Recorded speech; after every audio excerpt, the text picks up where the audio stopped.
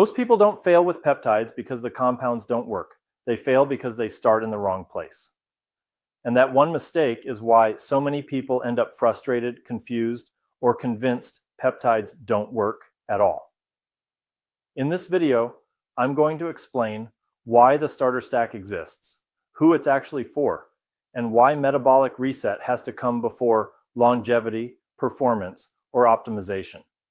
This explanation comes directly from my Wellness Elevation Guide, where I laid out a structured framework for using peptides intentionally, not randomly. The biggest problem I see isn't that people lack access to tools. It's that they skip sequence. They jump straight to fat loss, recovery, cognitive enhancement, or anti-aging peptides without first restoring the systems that allow those tools to work. So instead of improving biology, they just add noise. The starter stack was designed to solve that exact problem. It's not about doing more, it's not about aggressive optimization, and it's definitely not about shortcuts. It's about restoring metabolic function so the rest of the strategy actually works. If you've been gaining fat easily, feeling chronically low energy, dealing with inflammation, poor recovery, or insulin resistance, this is where you start. And if you've already experimented with peptides but got inconsistent results, this will probably explain why. Before we talk about individual compounds, you need to understand the problem this stack is designed to address. Because once you understand that, everything else clicks into place. At the core of nearly every chronic health issue today are three biological failures. These are not fringe ideas. They are well-documented patterns that show up underneath heart disease, diabetes, neurodegeneration, autoimmune conditions, and accelerated aging. The first is chronic systemic inflammation. This isn't an acute injury or short-term immune response. It's a persistent, low-grade inflammatory state that quietly damages tissues, disrupts signaling, and keeps the body in a constant state of stress. When inflammation stays elevated long enough, it interferes with insulin signaling, damages blood vessels, accelerates cellular aging, and impairs immune regulation. Inflammation becomes the background noise that everything else is built on. The second failure is insulin resistance. Insulin is not the problem. Insulin resistance is. When cells stop responding properly to insulin, glucose can't be used efficiently for energy. The body compensates by producing more insulin, which drives fat storage, worsens inflammation, raises cardiovascular risk, and accelerates metabolic decline. This is why so many people feel tired, gain fat easily, and struggle to access stored energy even when they're eating less. The third failure is mitochondrial dysfunction, an ATP shortage. ATP is the energy currency that powers every cellular process. When mitochondria become damaged or inefficient, cells lose the ability to repair, detoxify, and regulate themselves properly. This shows up as fatigue, poor recovery, brain fog, metabolic slowdown, and increased vulnerability to disease. These three failures don't exist in isolation. Inflammation worsens insulin resistance. Insulin resistance stresses mitochondria. Dysfunctional mitochondria generate more inflammatory signaling. That feedback loop is what drives long-term decline. And this is the critical point. If you don't address these systems first, no peptide stack, no matter how advanced, will produce consistent or sustainable results. This is why the starter stack exists. Not to optimize performance, not to chase longevity outcomes, but to restore the biological foundation everything else depends on. Now that you understand the core problem, the next question is obvious. How do you actually address all of that without turning peptides into a random experiment? Because this is where most people go wrong. They hear about individual peptides, grab whatever sounds promising, and start stacking without understanding what they're trying to fix first. The starter stack exists to prevent that. It's not a collection of powerful compounds. It's a structured response to the three biological failures we just talked about: inflammation, insulin resistance, and mitochondrial dysfunction. That's why this stack is built around sequence, not novelty. The goal is not to stimulate everything at once. The goal is to restore order first, then capacity, then efficiency. Once that logic is clear, the components make sense. So let's walk through what each one does, why it's included, and where it fits in the sequence. Before I break down the individual components, I want to be clear about the context for this section. What you're about to hear is a direct expansion of the starter stack outlined in my Wellness Elevation Guide. The guide lays out the framework and the sequence.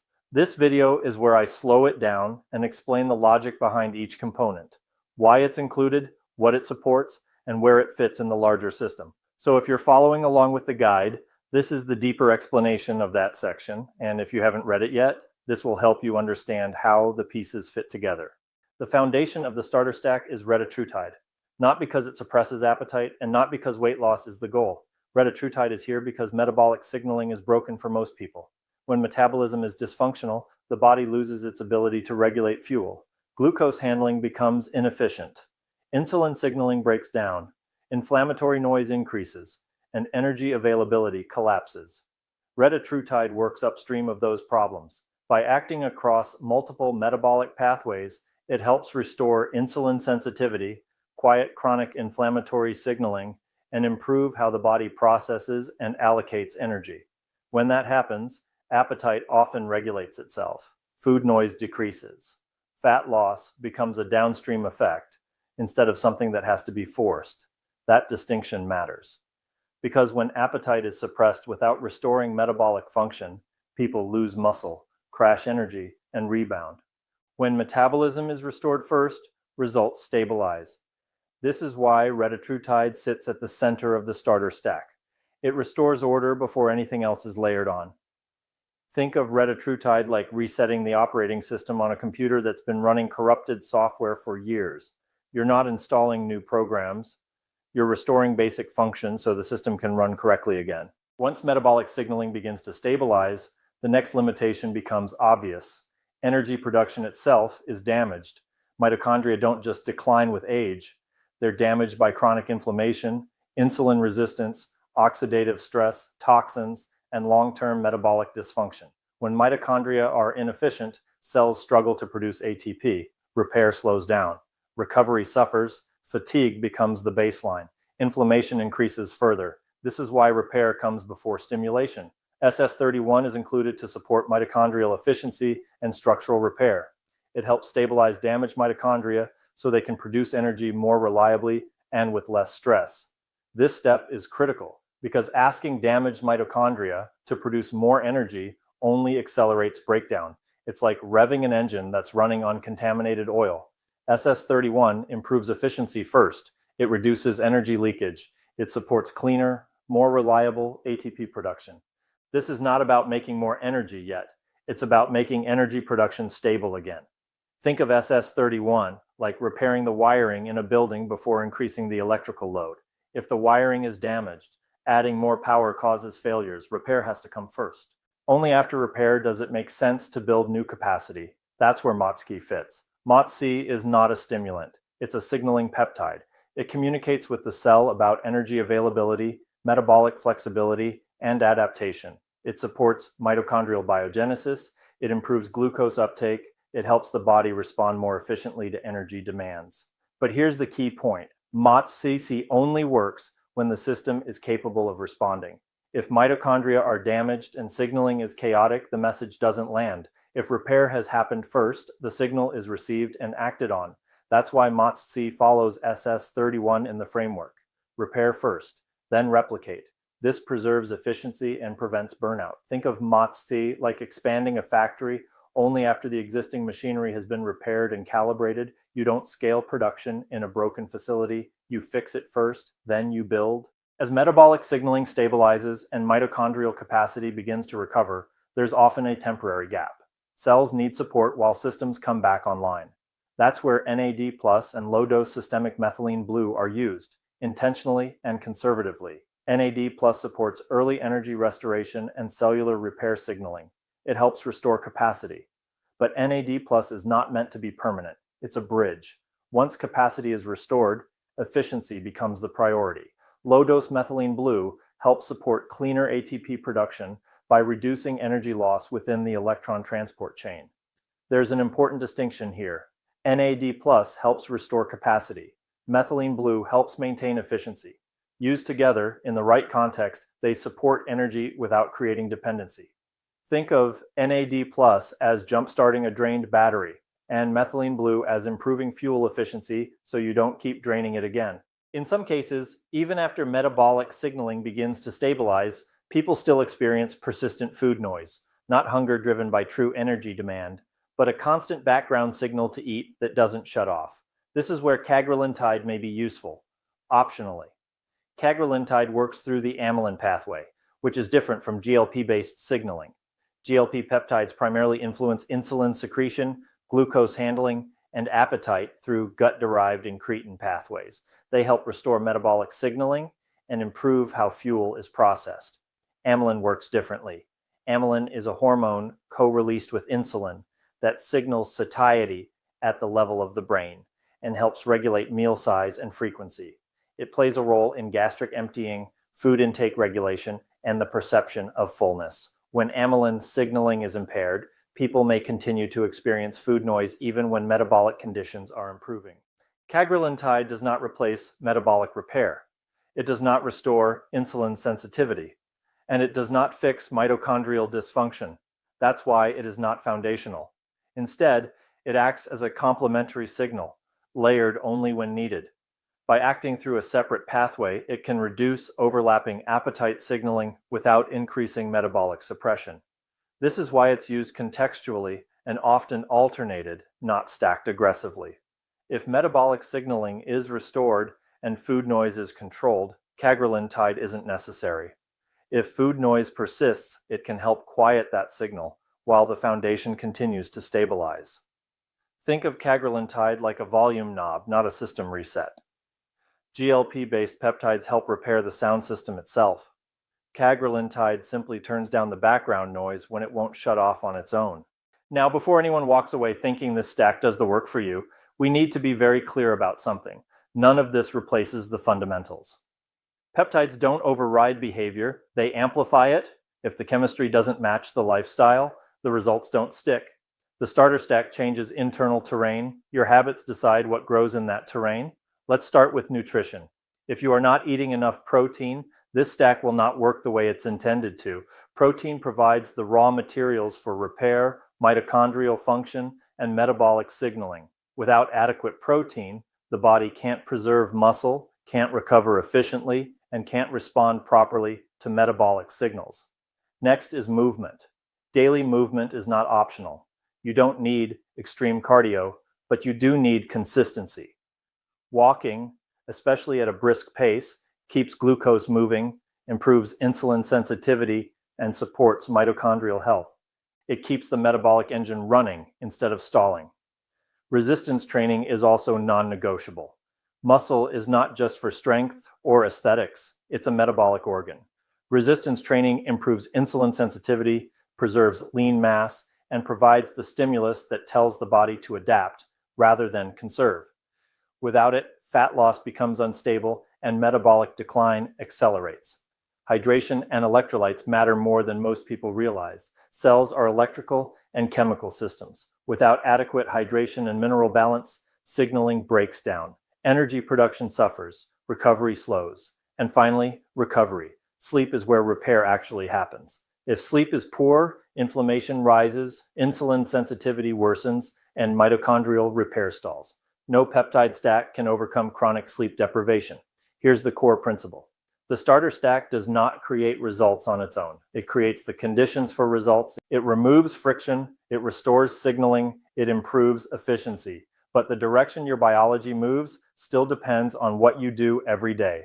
This is why people who treat peptides as shortcuts fail, and why people who pair them with disciplined lifestyle habits see durable change. Now, this is the part that matters just as much as what we've covered so far, because most people don't fail with the starter stack due to lack of effort. They fail because they misunderstand what it's designed to do. The first mistake is treating the starter stack like a permanent lifestyle. It's not. This is a restoration phase. It exists to stabilize metabolism, repair damage, and restore responsiveness. Once that foundation is in place, the goal is not to stay here forever. The goal is to move forward intentionally, or return to baseline when appropriate. Staying in a constant intervention mindset is not longevity. That's dependency. The second mistake is stacking too much too soon. People hear about recovery peptides, cognitive enhancers, libido compounds, and performance tools and try to layer everything at once. That usually backfires. When systems are already stressed, adding more signals just creates noise. The body doesn't adapt, it gets overwhelmed. The starter stack works because it reduces complexity, not because it adds it. The third mistake is chasing appetite suppression instead of metabolic repair. If fat loss is the only metric you're watching, you'll miss what actually matters. Stable energy, improved recovery, better glucose handling, reduced inflammation. When metabolism is restored, fat loss follows. When appetite is forced without repair, results rebound. The fourth mistake is ignoring feedback. This stack is not about pushing harder, it's about listening more carefully. Energy, sleep quality, recovery, and consistency matter more than intensity. If you ignore those signals and just keep adding inputs, you undo the entire purpose of the framework. And finally, the biggest mistake is treating peptides as the solution. They're not. They are tools, signals, amplifiers. They only work when the underlying system is ready to respond. The starter stack is not about doing more. It's about doing things in the right order. When people respect that sequence, results stabilize. When they don't, frustration follows. Before we wrap this up, I want to zoom out for a moment. This video is part of a larger series where I'm doing deep dives into the different stacks outlined in the Wellness Elevation Guide. The goal isn't to rush through content, it's to slow things down and explain the logic, the sequence, and the intent behind each stack so people actually understand what they're doing instead of copying protocols blindly. The next stack in the guide focuses on women's hormonal transition and menopause. That may be where we go next, or we may pivot depending on what makes the most sense to build on this foundation. Either way, everything moving forward will follow the same framework first approach you saw here. If you want to follow along more closely, you can get the full Wellness Elevation Guide for free. The link is in the description and pinned in the comments below. That guide lays out the entire system. These videos are where we expand on it and connect the dots. I also want to mention something lighter for a second. We just dropped our OPP, Optimized Performance Peptides, shirts, hats, and hoodies. If you grew up in the 90s, you already get the reference. We play with the acronym a little, but the idea is the same, taking ownership of performance and health. You'll find the link for that in the description and pinned in the comments as well. And finally, the most important ask. If you know someone who's been struggling with energy, weight, inflammation, or just feels stuck in their health, please share this video with them. Not because it's trending, but because most people never hear this information explained in a way that actually makes sense. If this helped you think differently, that's how this message spreads. Make sure you're subscribed if you want the next breakdown. Drop a like if this was valuable, and leave a comment if you have questions or want to see a specific stack covered next. This isn't about shortcuts. It's about sequence, restraint, and long-term function. Thanks for watching. Take ownership of your health, and I'll see you in the next one.